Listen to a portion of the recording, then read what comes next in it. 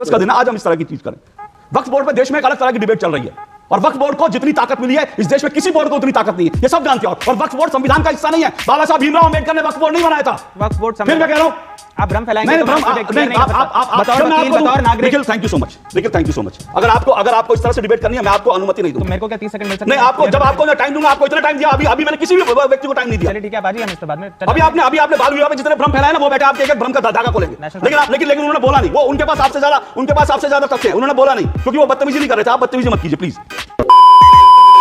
Hello नमस्कार, जय हिंद और सभी को जय श्री राम। दोस्तों, जितनी भी हमारी सेकुलर खास करके विपक्षी पार्टियां थी, सेकुलर झंडे के नीचे घूमती थी आज तक, कल पीएम मोदी ने इन पर एक अच्छे से इनका गेम इनके साथ खेल डाला। दरअसल जो यूसीसी का बिल था, यूनिफॉर्म सिविल कोड, उसका नाम बदलकर पीएम मोदी ने उसका नाम सेकुलर सिविल कोड रख दिया, एससीसी। और एससीसी नाम रखते ही सेकुलर सुरमाओं की फौज बिफर पड़ी और चीख चीख कर रोने लगी और सारी तरफ से रिएक्शन आने लगे। ये तो कम्युनल बिल है, ये बिल मुस्लिमों के खिलाफ है। और ऐसे ऐसे सब अपना अपना झंडा उठाकर वही सेकुलर पार्टी जो सेकुलर शब्द को इतना प्यार करते थे, आज सेकुलर शब्द से भागने लगे। और उनसे ज्यादा हद तो जब हो गई जब डिबेट के अंदर चमचे इन्हें डिफेंड करते करते आज डिबेट के अंदर पिटने से बच गए। दोस्तों, डिबेट वीडियो है, गारंटी आपको बहुत ही मजा आने वाला है। डिबेट वीडियो को पूरा जरूर देखना और वीडियो को लाइक कर देना। चैनल पर नए हैं तो चैनल को सब्सक्राइब और बेल आइकन ऑन जरूर कर देना। तो ज्यादा बात ना करते हुए पहले वीडियो में चलते हैं, देखते हैं क्या कुछ हुआ।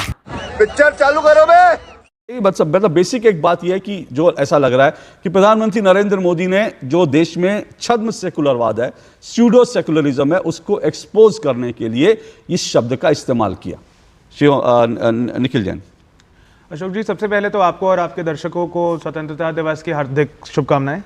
दूसरी बात, ये जो सेक्युलर सिविल कोड हो गया, यूनिफॉर्म सिविल कोड से यही 240 का मैजिक है कि जो प्रधानमंत्री, जो भाजपा कुछ साल पहले तक, कुछ महीनों पहले तक सेक्युलर शब्द को एक गाली की तरह इस्तेमाल कर रही थी, उसी भाजपा के हम सबके प्रधानमंत्री लाल किले के मंच पे खड़े होकर कहते हैं हमें सेक्युलर सिविल कोड लाना है। अब दो तीन बातें कही गई आपके पैकेज में और पैनलिस्ट द्वारा, तो मैं उन पर जरा सा रिस्पॉन्ड करना चाहूंगा कि एक समाज में एक ये भ्रम है कि मुसलमानों की 4 शादियां होती हैं। नेशनल फैमिली हेल्थ सर्वे 5 2019-20 जो मोदी सरकार के दौरान किया गया, भारत सरकार के द्वारा किया गया, वो ये कहता है कि पॉलीगमी के इंस्टेंसेस, एक से ज्यादा शादी होने के इंस्टेंसेस 1.9% है मुसलमानों में। कई लोगों को लगता है जैसे सारे ही मुसलमान ये करते हैं। 1.9%। मजे की बात, मतलब विचित्र बात यह है कि 2.1% ये दर क्रिश्चियंस में है, ईसाइयों में, और हिंदुओं में भी 1.3% है। रही बात बाल विवाह की, बिल्कुल बहुत बड़ी कुरीति है। बाल विवाह पर आए, उससे बाल विवाह की कुरीति पे इतना सा बोल दूं, आप बिल्कुल आइए, बिल्कुल। इसका इंसिडेंस 26 एक मिनट, सिर्फ एक छोटे से वो सवाल ये कि आपने कहा जो आंकड़े आपके, मैं आंकड़ों को चैलेंज नहीं कर रहा, लेकिन मैं आपको दिखा सकता हूं। हाँ नहीं, ठीक है, मैं चैलेंज ही नहीं कर रहा सर। मैं तो ये कह रहा हूं कि क्या कानूनन किसी और को इस बात की परमिशन है? कानून की बात कर रहे हैं ना हम, संविधान में जो दिया हुआ है वो तो सिर्फ एक को है 4 शादी का। वो अलग बात है कानून तोड़कर आप कर रहे हो, वो कुछ लोग बहुत कानून तोड़ के लोग बहुत कुछ होता है, लेकिन कानूनन तो इजाजत किसी को नहीं है ना। अच्छा ठीक है, बाल विवाह की इजाजत तो ना मुसलमानों को है, ना हिंदुओं को है, ना किसी को भी है। लेकिन 23% हिंदुओं में बाल विवाह पाया गया, 26% मुसलमानों में पाया गया, 12% क्रिश्चियंस में पाया गया। इसका मूल बात यह है कि ज्यादा शादियां करना या बाल विवाह करना, इसका धर्म से कम लेना देना है और लोगों की सामाजिक तौर पे, आर्थिक तौर पे वो कितने मजबूत हैं उससे ज्यादा लेना देना है। पॉलीगमी और बहुत ज्यादा बच्चे करना या फिर चाइल्ड मैरिज करना, ये सब हम देखेंगे उन तबकों में ज्यादा प्रचलित है जो आर्थिक रूप से सक्षम नहीं है, चाहे हम हिंदुओं की बात करें या मुसलमानों की। रही बात वक्फ बोर्ड की, वक्फ को लेकर भी बहुत सारे भ्रम है समाज में, तो मैं इस पर छोटी सी क्लैरिटी दे दूं। 3 तलाक भी बताइए, 3 तलाक ट्रिपल तलाक आपके पास होगा। 3 तलाक हिंदुओं में कितने दिए जाते हैं, ट्रिपल तलाक हिंदुओं में कैसे दिए जा सकते हैं? ट्रिपल तलाक तो दिए ही नहीं जा सकते। देखिए बात यह है ना, वो तो मुसलमानों के उसमें है ना, बिल्कुल केवल मुसलमानों की बीमारी है वो, जिस तरीके से सती केवल हिंदुओं की बीमारी थी। ठीक है, क्या समाज में हिंदुओं ने उसको कानून बनाने का कानून नहीं, हिंदुओं ने नहीं, देश ने। हिंदू भी आते हैं, मुसलमान। 3 तलाक भी तो देश कर रहा है ना। तो 3 तलाक सुप्रीम कोर्ट ने स्ट्राइक डाउन करा, सारे पॉलिटिकल दलों ने उसका समर्थन करा। अरे गलत कह रहे हैं आप सर, सबने समर्थन करा। ना निखिल जी नहीं, चलिए ठीक है, कुछ ओवैसी जैसे पूरे विपक्ष ने 3 तलाक कानून का विरोध किया था। कानून की बात नहीं कर रहा हूं, पूरे विपक्ष ने विरोध किया था 3 तलाक कानून का। कानून की बात नहीं, मैं सुप्रीम कोर्ट के उस जजमेंट की बात कर रहा हूं। जजमेंट छोड़ दीजिए, मैं राजनीति सुनिए। कानून का विरोध इस दर पे करा गया कि ट्रिपल तलाक देने के लिए किसी को 3 साल की आपने सजा दी, एक प्राइवेट रॉन्ग के लिए आपने क्रिमिनल रॉन्ग बनाया। सुप्रीम कोर्ट का तो जजमेंट मेरे पास ये है जो शाहबानो को लेकर दिया, मैं सुप्रीम कोर्ट के जजमेंट की बात नहीं कर रहा। बिल्कुल, और मैं आपके पूरे समर्थन में हूं कि कट्टरपंथी लोगों के दबाव में उस समय की सरकार ने मुस्लिम महिलाओं को जो एक अधिकार सुप्रीम कोर्ट ने दिया था वो छीना। और यही हमारे देश की दिक्कत रही है कि जब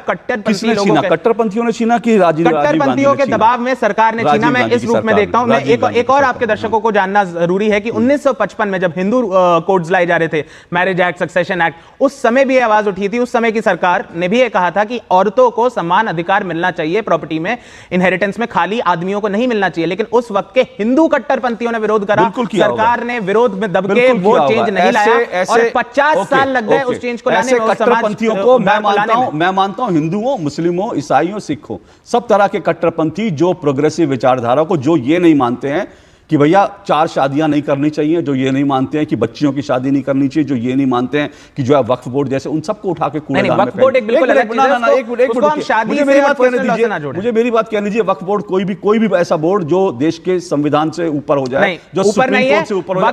वक्फ एक सरकारी इंस्टीट्यूशन होता है, वक्फ एक ट्रिब्यूनल होता है जो एक अदालत है, और वक्फ ट्रिब्यूनल को आप हाई कोर्ट में चैलेंज कर सकते हैं जो एक अदालत है, और फिर आप सुप्रीम कोर्ट में भी। एक मिनट रुकिए, मैंने आज पहले ही कहा, आज 15 अगस्त तक कोशिश करें हम सिविल आज जो है डिबेट करें। तो मैं ये कह रहा हूं कि वक्फ बोर्ड, ये कानून है कि वक्फ बोर्ड जो है उसके फैसले को आप जो है कोर्ट में चुनौती नहीं दे सकते, या वो ट्रिब्यूनल में चुनौती दी जाती है। ट्राइब्यूनल के फैसले को चुनौती नहीं दी जा सकती। नहीं तो ऐसे तो सरफेसी में अगर बैंक कोई किसी की प्रॉपर्टी ले लेता है, वो भी आप कोर्ट में चैलेंज नहीं कर सकते। तो हम क्या बोलेंगे, देश के बैंक अदालतों से बड़े हो गए? नहीं, आप कंफ्यूज मत कीजिए। नहीं, कंफ्यूज नहीं कर रहा मैं, आपके दर्शकों को कानून की सही पोजीशन बता रहा हूं। आप कंफ्यूज कर रहे हैं। रुकिए, इनकम टैक्स अगर आपके घर में रेड मारे, आप अदालत में नहीं जा सकते, आपको इनकम टैक्स से जाना होगा। रुकिए, मैंने आपसे कहा सिविल नहीं, अगर आप अनसिविल होंगे तो मैं आपसे ज्यादा हो सकता हूं। मैंने कहा 15 अगस्त तक कम से कम अनसिविल मत होइए। मत होइए अनसिविल मत होइए। ट्रिब्यूनल आप पे चिल्लाइए, आप पे चिल्लाइए। ट्रिब्यूनल और अदालत एक ही चीज होते हैं। मत होइए। ट्रिब्यूनल और अदालत एक ही चीज होते हैं। आज 15 अगस्त मैं किसी को नहीं चाहता। निखिल 15 अगस्त आज मैं कोई निखिल मैं बदतमीजी नहीं करना चाहता। आप बदतमीजी करने लगातार। आप 15 आप विपक्ष की आवाज दबाना चाहते हैं, आप विपक्ष की आवाज दबाना चाहते हैं। बदतमीजी कर रहे हैं, सरकारी न्यूज़ बदतमीजी कर रहे हैं। आप इनका माइक बंद कीजिए। आवाज दबाना चाहते हैं, आप लगातार बदतमीजी कर रहे हैं। मुझे आपको बाहर जाने के लिए बोल, क्योंकि मैंने पहले ही कहा मैं अनसिविलाइज्ड डिबेट आज नहीं करना चाहता। कम से कम 15 अगस्त के दिन इस तरह की बदतमीजी मेरे डिबेट में ना हो। करिए प्लीज, आप करिए सर। मैंने पहले ही कहा कम से कम आज के दिन हम लोग इस तरह की बदतमीज डिबेट ना करें। और बदतमीजी कोई करेगा, मुझे भी आती है, लेकिन मैं नहीं चाहता कि कम से कम आज स्वतंत्रता दिवस का दिन है, आज हम इस तरह की चीज करें। वक्फ बोर्ड पे देश में एक अलग तरह की डिबेट चल रही है, और वक्फ बोर्ड को जितनी ताकत मिली है इस देश में किसी बोर्ड को उतनी ताकत नहीं है, ये सब जानते हैं। और वक्फ बोर्ड संविधान का हिस्सा नहीं है। बाबा साहब भीमराव अंबेडकर ने वक्फ बोर्ड नहीं बनाया था।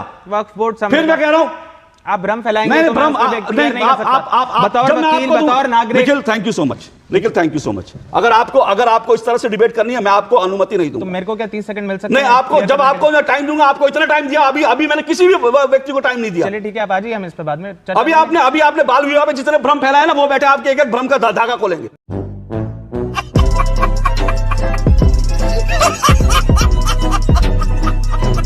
दोस्तों मुझे तो पूरी डिबेट देख के बहुत ही मज़ा आया। उम्मीद है आपको भी डिबेट वीडियो अच्छी लगी होगी। वीडियो अच्छी लगी तो वीडियो को एक लाइक कर दें, और इस वीडियो के बारे में क्या कहना चाहते हैं कमेंट कर दें।